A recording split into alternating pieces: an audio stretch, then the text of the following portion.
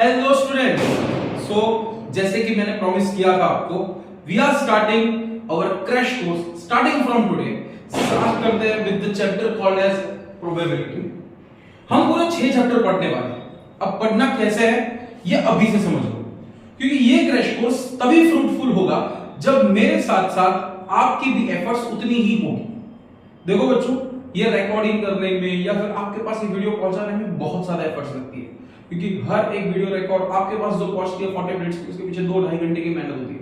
और उसके पीछे हम लोग को नोट्स बनाने पड़ते हैं आपके लिए, क्वेश्चंस लेके आ रहा हूं मैं, तो ये सब में बहुत ज्यादा एफर्ट्स लगती है। तो आई जस्ट होप मेरी फीस इतनी ही रहेगी कि आप मेरे साथ साथ मेहनत कीजिए। आपका रिजल्ट मेरी फीस है, और जैसे कि मैंने बोला था, पास हो जाओ तो मैसेज जरूर कर देना, ठीक है। तो शुरू करते हैं with our first chapter of the first lecture named probability। अब बच्चों पहले समझना होता है कि probability होता क्या है, लिखते कैसे। बहुत सारे बच्चों को probability समझ में आ जाता है, लेकिन लिखने में बहुत सारी दिक्कत होती है। आज हम ये कॉन्सेप्ट भी समझने वाले हैं, साथ साथ में ये कॉन्सेप्ट के पीछे जो क्वेश्चंस आते हैं, बेसिक क्वेश्चंस। आज स्टार्ट करते हैं बेसिक क्वेश्चंस से। उसके बाद आपको क्या करना है, ये पूरा लेक्चर देखने के बाद इसके जो कमेंट बॉक्स है, अगर आप YouTube पे देख रहे हो तो डिस्क्रिप्शन बॉक्स में हमने, डिस्क्रिप्शन में भी है और पिन कमेंट में भी मैं डाल दूंगा, एक लिंक दिया है मैंने, वहां से आपको पोर्टल का एक्सेस मिल जाएगा। It is free of cost, it will charge you nothing. और वहां पे आप अपने नोट्स कलेक्ट कर सकते हो, पीडीएफ के फॉर्मेट में नोट्स है, और वहां पे आपके लिए मैंने स्पेशल क्वेश्चंस भी बना के रखे हैं। हर एक लेक्चर देखने के बाद उसके रिलेटेड क्वेश्चंस आप अटेम्प्ट करो। इससे होगा क्या कि आप कोई कॉन्सेप्ट सीखे हो, वो आपको अच्छे से समझा कि नहीं समझा, वो कॉन्सेप्ट आप अच्छे से दिमाग में उतार पाए हो कि नहीं उतार पाए हो, ये क्लियर हो जाएगा बच्चों। और यही मेन मोटिव होना चाहिए हमारा, if we are studying like this. Okay, so शुरू करते हैं with our lecture named probability. अब समझते हैं प्रोबेबिलिटी होता क्या है। Let's start. Basic concept of fundamental, that is basic idea of probability क्या है समझो। कि प्रोबेबिलिटी जो है उसमें देखो, what is the formula of probability, number of favourable outcomes divide by total number of outcomes. अब देखते हैं इसका मीनिंग क्या होगा। सपोज ये एक बकेट है, ठीक है, ये बना दिया हमने बकेट। अब ये बकेट के अंदर मैंने कुछ बॉल्स डाल दिए,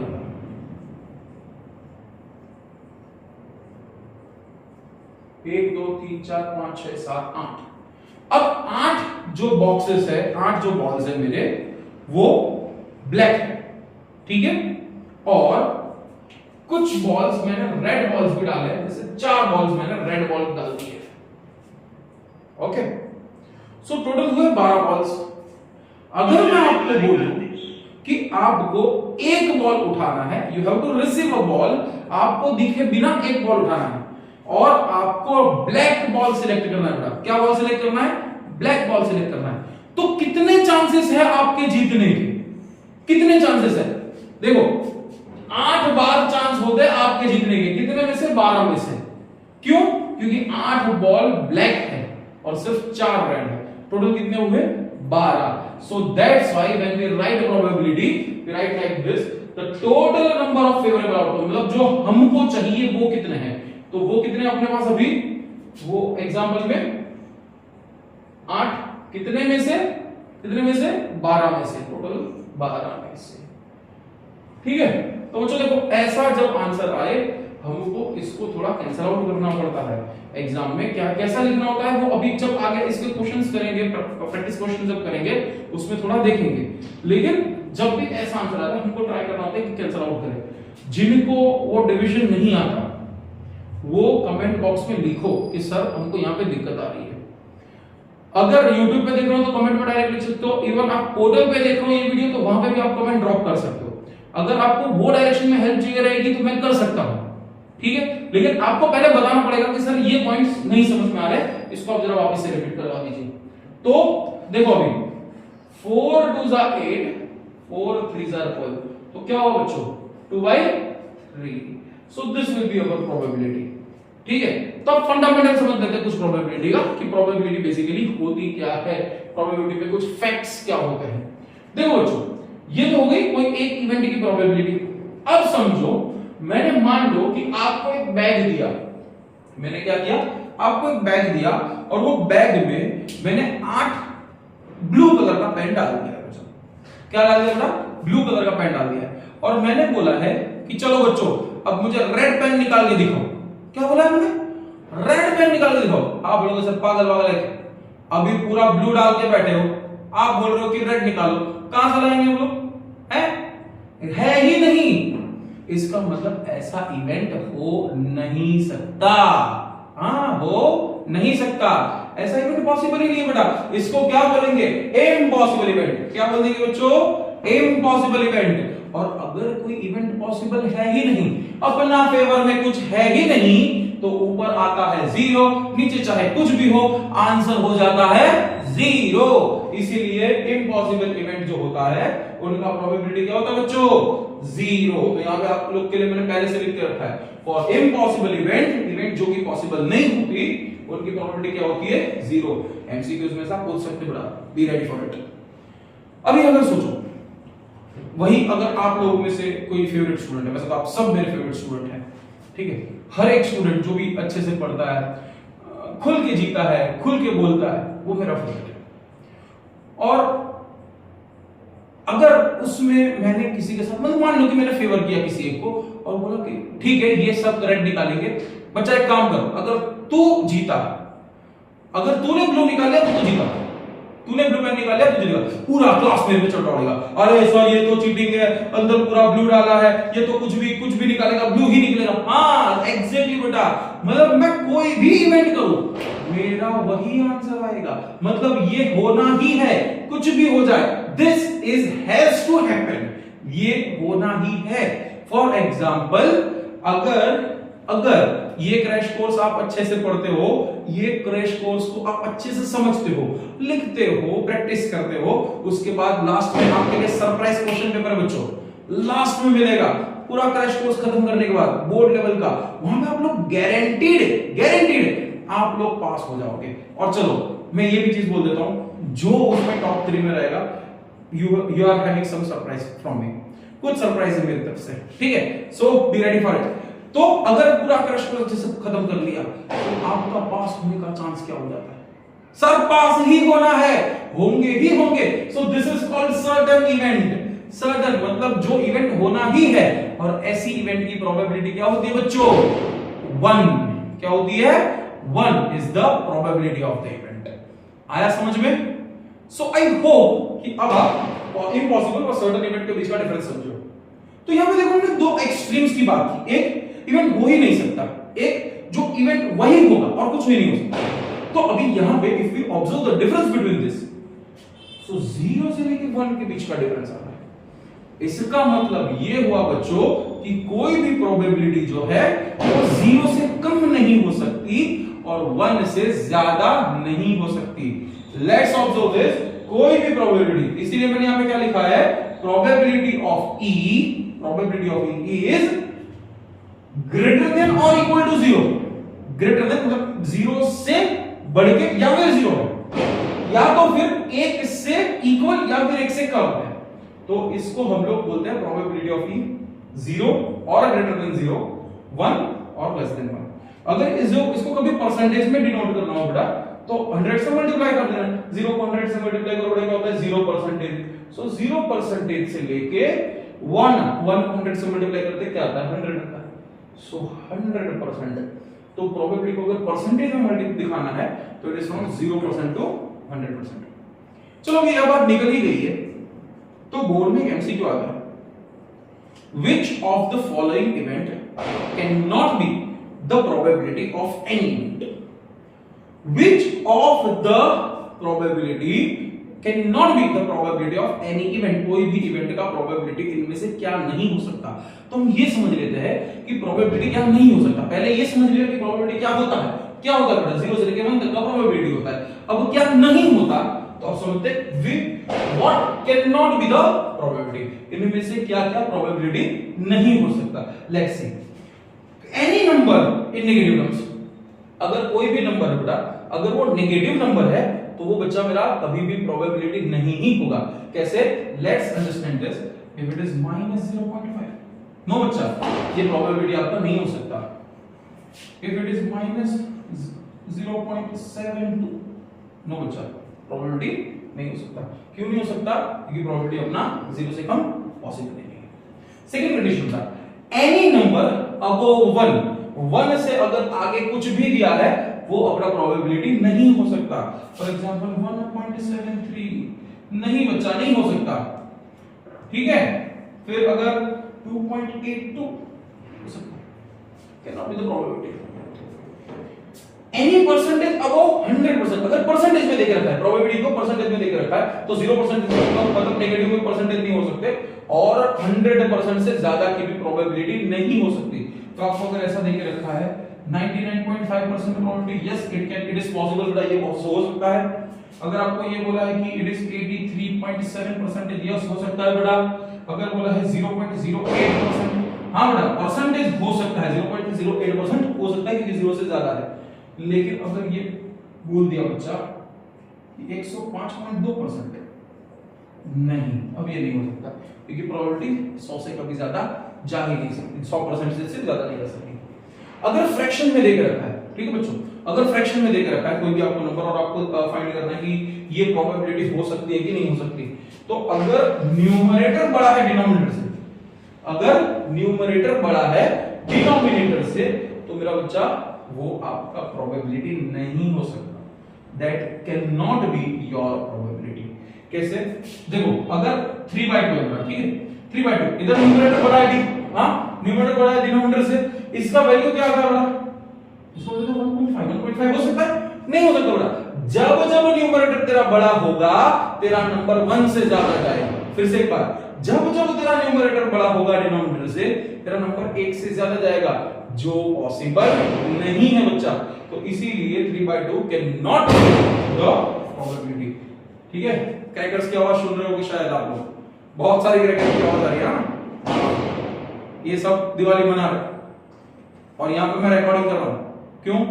आप सब पास हो रहे, तो एफर्ट्स लगाते रहो, ठीक है। शाम सर दिवाली सेलिब्रेट नहीं कर रहे, कोई बात नहीं, आप लोग का जब रिजल्ट आएगा and when you will get, you will be successful, वो दिन मेरे लिए दिवाली है, ठीक है।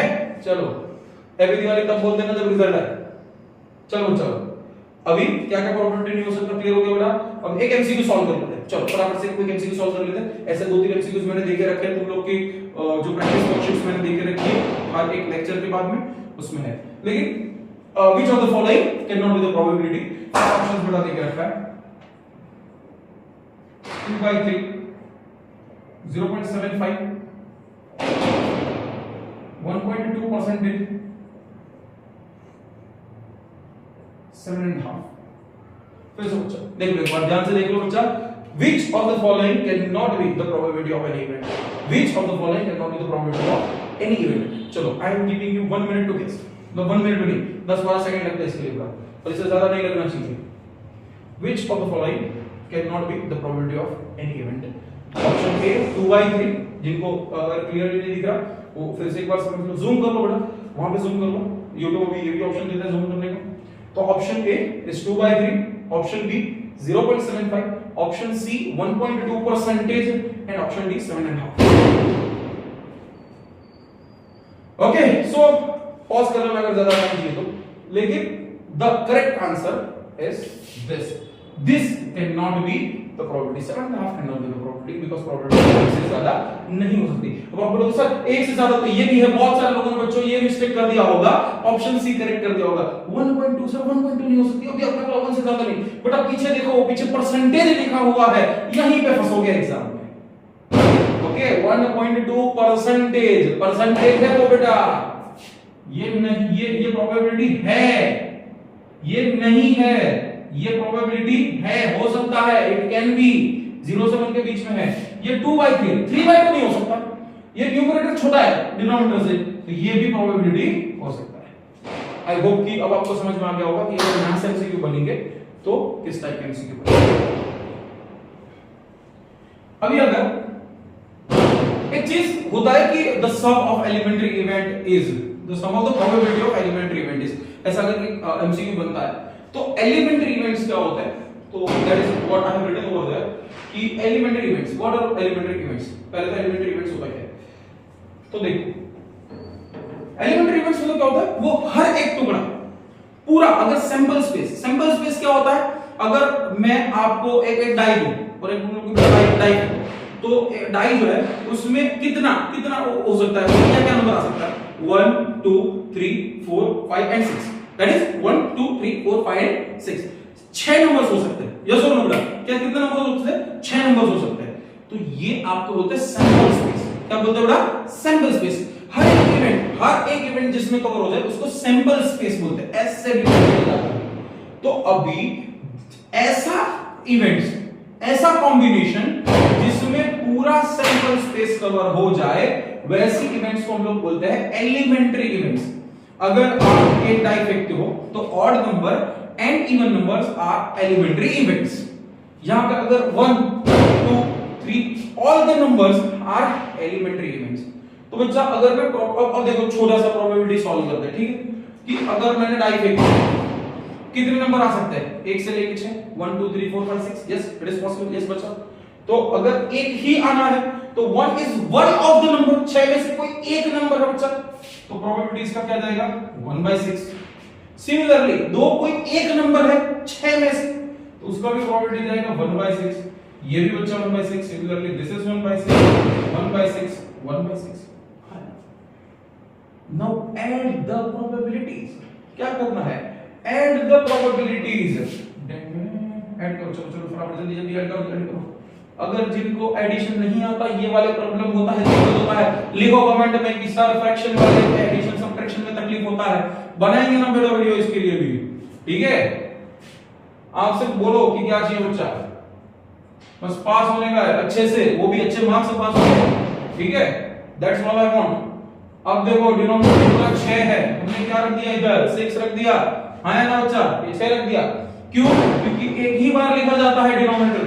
अब 1 2 3 4 5 6, टोटल 1 + 1 + 1 करके 6 हुआ, क्या आ गया, 1 आ गया। इसका मतलब क्या होगा, the sum of probabilities of elementary events, the sum of probabilities of elementary events. Important point है बेटा, याद रखने का है अपने को, the sum of probabilities of elementary events, sum of probability of elementary events is 1। ये क्या होता है, 1 होता है। So this was the fundamental of the probability। ये लेक्चर में हमने सीखा कि what is the fundamentals of the probability.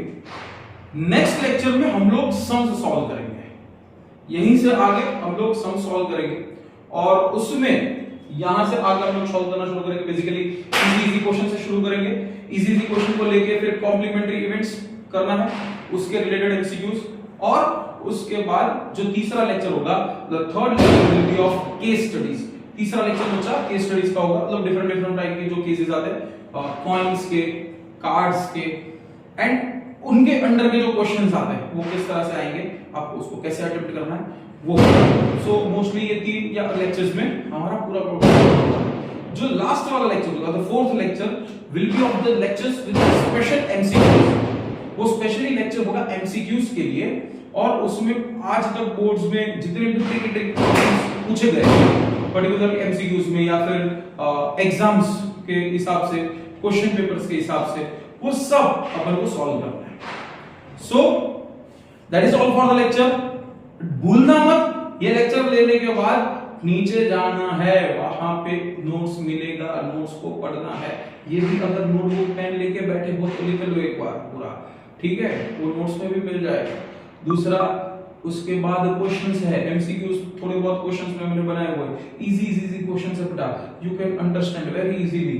Impossible event, certain event पे कुछ क्वेश्चंस है, कुछ यहाँ के कुछ क्वेश्चंस है, ठीक है। सो 5 से 10 क्वेश्चंस हार्डली बेटा अटेम्प्ट कर लो, क्लियर हो जाएगा कि इतना आया कि नहीं आया, ठीक है। चलो, so all the best for the future. मिलते हैं नेक्स्ट लेक्चर में। Thank you.